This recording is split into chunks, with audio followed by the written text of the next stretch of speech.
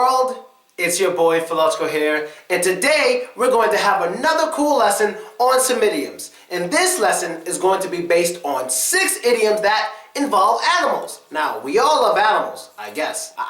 You know, some animals are cute, some animals are scary, some animals are pretty cool. So let's get to it. We're going to learn 6. And the first one we're going to learn for today is the big fish. Now, the big fish is a person when it comes to the idiom, but literally, what is a big fish? Something like this, a shark. That is a literal example of a big fish. Sharks are scary, and I'm 27 years old. I don't even know how to swim. So I'm definitely afraid of sharks because I can't run in water. Teach me to swim. But when it comes to the idiom, they're not speaking about a shark or any other big fish. They're talking about a powerful person who works in a company. Like the manager, the owner, the president, something like that. So if you have a job and you have a boss, your boss is the big fish to you. You know why? Because he can take your job away, he can raise your pay, and he can even lower your pay. He has more power than you. Just like a shark. A shark is powerful. And a big fish symbolizes a powerful person who works or owns a company. And that's the big fish. So let's get to the second one. And the second one we're going to learn is busy as a beaver. Now, busy as a beaver is a simple one. It's exactly as it sounds. But maybe you don't know what a beaver is. A beaver is this. And a beaver has funny looking big teeth. Kind of like I have. Beaver teeth going on? Yes, they have those signature big teeth in front of their face.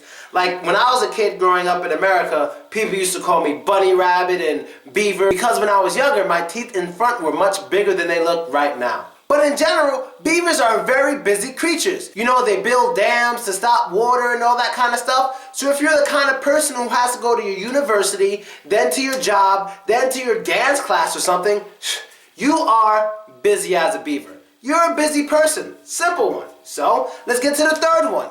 And the third one we're going to learn for today is to count sheep. Now, what is a sheep? This thing. Now, these are cute looking animals. They're not very scary. But when it comes to the idiom, when you count sheep, this is basically a way that us Americans believe should help you to fall asleep. So if you're in your bed but you can't sleep, we would suggest that you pretend to count sheep until you fall asleep. For example, 1 sheep, 2 sheep, 3 sheep, 4 sheep. But apparently for some people, it works. And in general, this idiom can also be used to say someone is sleeping. So if your brother's sleeping in the bed and his friend asks, hey, can Ivan come out? You can say, no, not right now. He's busy counting sheep. He is asleep. Like that. So let's get to the fourth one. And the fourth one we're going to learn is crocodile tears. Now, crocodile tears is basically fake crying with fake tears. Because a crocodile is this. Crocodiles are very scary. And not only that, crocodiles don't cry. They don't have tears, which is the water that comes out of your eye. They don't have them. So when you have crocodile tears, you're faking it. You're pretending to be really sad or crying when you're really not.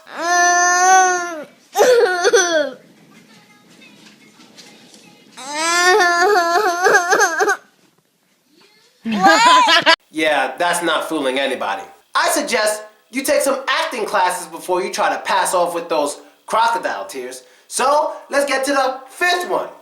And the fifth one we're going to learn for today is sly as a fox, cunning, slick, strategist, intelligent. Being sly is usually a good thing. And a fox is this. Foxes are known to be very cunning and intelligent because they know how to get what they want in sneaky ways. Not everything needs to be done with brute strength because a lot of times it can be done with just your intelligence. Maybe tricking people, maybe fooling them into doing something for you. So if you're the type of person who usually gets what he wants in ways that aren't too conventional, as in you find your own ways to get these things, you're a sly person. You're intelligent and you're good at getting what you want. It could be good or bad. It just depends on you. How you use your slickness, so to say. So let's get to the sixth and last one for today. And the last animal idiom we're going to learn is a whale of a time. A whale is this thing. Whales are huge, gigantic, and they're not fish. These are mammals. But when it comes to the idiom, what it means to have a whale of a time is to have a lot of fun. Woo!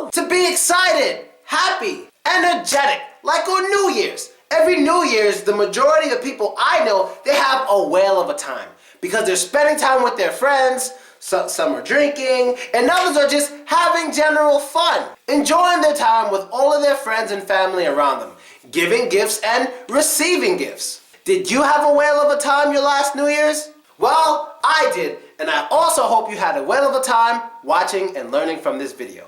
But I'm afraid that's 6 for today, so you know what that means.